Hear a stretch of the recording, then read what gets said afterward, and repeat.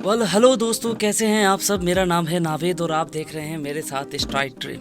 Uniform civil code अभी उत्तराखंड में लागू हो चुका है, लेकिन इसके लिए मैं पर्सनली अपने मुसलमान भाई को एक सलाह देना चाहता हूं कि भले ही ये कानून लागू हो चुका है, लेकिन आप एक बारी अपने ऊपर भी थोड़ी सी नजर डाल लीजिएगा। अगर आपने इस कानून का विरोध किया, जो कि आपको सेकुलर पार्टियां भड़काएंगी कि ये कानून आपके खिलाफ है, तो पहले कुछ आंकड़ों पर नजर डाल लीजिएगा। मुसलमानों में डिवोर्स ना के बराबर होती हैं। अगर बात दूसरी शादी करने की है, तब भी हमारे यहाँ पर लोग ज्यादा दूसरी शादी नहीं करते। देखिए, मैं आपको सिर्फ एक बात बताना चाहता हूँ कि इस्लामिक कानून का लोग बहुत ज्यादा फायदा उठाते हैं। ऐसे कितने फिल्मी सितारे हैं जिन्होंने इस्लाम को कबूल किया नाम मात्र सिर्फ और सिर्फ शादी करने के लिए, ताकि इस्लाम में आए और वो लोग आकर के शादी कर सके। ऐसा ही अगर कोई हमारे धर्म में कोई मुस्लिम आदमी है जो कि शादी करना चाहता है दूसरी, तो दूसरी शादी की शर्तें क्या है? या तो वो जो लड़की है वो विधवा होनी चाहिए, आप उससे शादी कर सकते हो। अपाहिज होनी चाहिए, किसी तरह से अपंग होनी चाहिए, तब तो आप कोई दूसरी शादी कर सकते हैं। लेकिन आजकल क्या हो रहा है, आजकल लोग क्या करते हैं, एक वाइफ उसके घर में है तो वो दूसरी वाली एक और लेकर के आ रहा है जो कि उसकी गर्लफ्रेंड है। देखिए, सेकुलर पार्टियां आपको चढ़ाएंगी, आपसे कहेंगी कि ये कानून आपके खिलाफ है और वो आपसे कहेंगी कि आप इसके लिए प्रोटेस्ट करें, लेकिन आपको प्रोटेस्ट वगैरह नहीं करना है। रीज़न ये है कि आप उन पार्टियों के कहने पर प्रोटेस्ट करेंगे, फिर उन्हीं में से एक बंदा आएगा जो पुलिस वालों के ऊपर आकर पत्थरबाजी करेगा।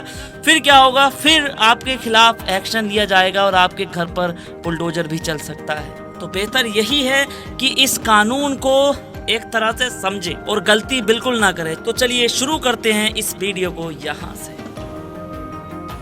यूनिफॉर्म सिविल कोड या समान नागरिक संहिता, ये एक ऐसा कानून है जो देश के सभी धर्मों, सभी समुदायों को एक समान कानून में रहने की इजाजत देता है। सही शब्दों में कहें तो सभी धर्म, सभी समुदायों के लिए सिर्फ एक ही कानून होना चाहिए देश में। ये संहिता संविधान अनुच्छेद 44 के अंतर्गत आती है। इसमें कहा गया है कि राज्य पूरे देश में नागरिकों के लिए एक समान नागरिक संहिता सुनिश्चित करने का प्रयास करें। ये कानून उत्तराखंड में लागू हो चुका है। उत्तराखंड मंत्रिमंडल ने 4 फरवरी 2024 को समान नागरिक संहिता बिल को मंजूरी दे दी थी और इसके बाद ये बिल गया राज्य विधानसभा में और वहां से फिर ये बिल पास हुआ और इसी के साथ उत्तराखंड में समान नागरिक संहिता कानून लागू हो चुका है। मुख्यमंत्री पुष्कर सिंह धामी की अध्यक्षता में ये फैसला लिया गया था कि पूरे उत्तराखंड में अब यूनिफॉर्म सिविल कोड लागू होगा। जब से बीजेपी पार्टी बनी है या जनसंघ पार्टी बनी है, तब से ये उस पार्टी का मुद्दा है कि हम लोग जब भी आएंगे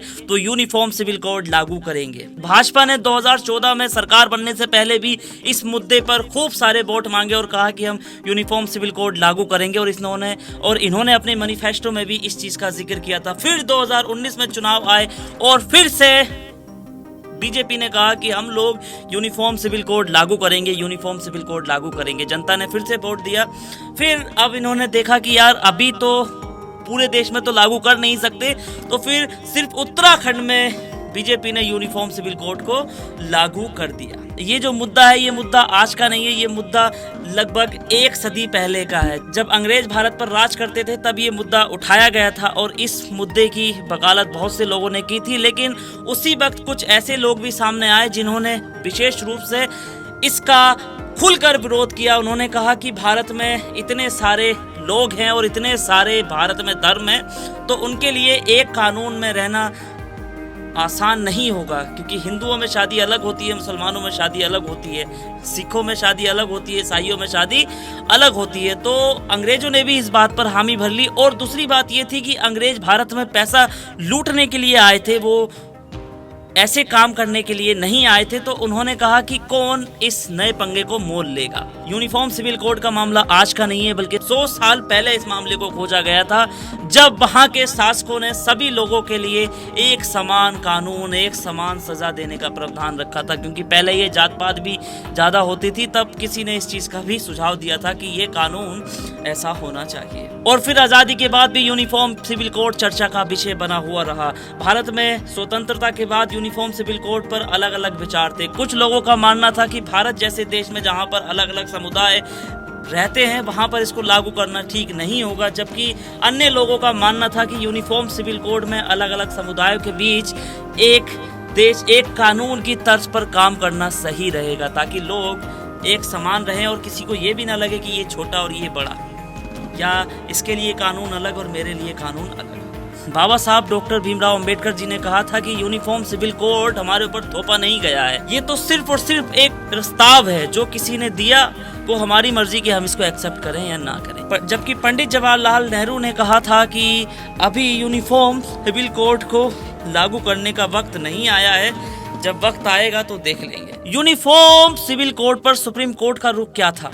यूनिफॉर्म सिविल कोड पर सुप्रीम कोर्ट का भी अपना रुख था। सुप्रीम कोर्ट ने एक ऐतिहासिक निर्णय में सरकार से यूसीसी लागू करने का आह्वान किया था और समय समय पर न्यायालयों ने सरकार से अपना रुख स्पष्ट करने के लिए भी कहा था। हालांकि मोहम्मद अहमद खास बनाम शाह बानो केस के ऐतिहासिक फैसले में सुप्रीम कोर्ट ने एक तलाकशुदा मुस्लिम महिला की याचिका पर सुनवाई करते हुए याचिकाकर्ता के पक्ष में फैसला दिया था और समुदाय के व्यक्तिगत कानून की बजाय भारत के कानून सीआरपीसी को प्राथमिकता देने की बात कही थी। इस फैसले के बाद अदालत ने कहा था कि शायद अनुच्छेद 44 एक बेकार पड़ा हुआ आर्टिकल ही बनकर रह गया है।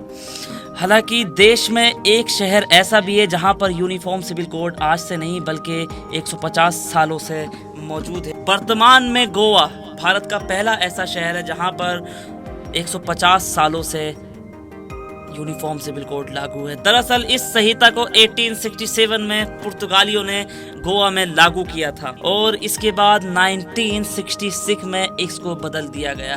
गोवा में सभी धर्मों में शादी ब्याह तलाक सबके लिए एक ही कानून है, एक ही जैसी चीजें होती हैं। पीएम ने भी इस पर जोर दिया था।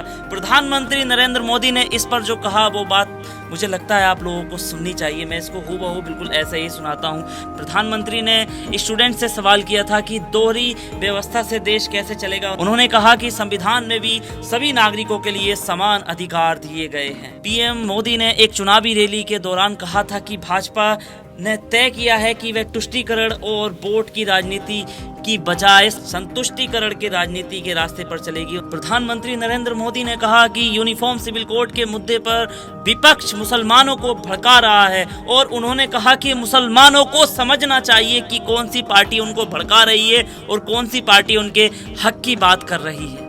अगर आप यहाँ तक आ ही गए हैं तो प्लीज़ चैनल को सब्सक्राइब करें, वीडियो को देखें और आगे भी शेयर करें।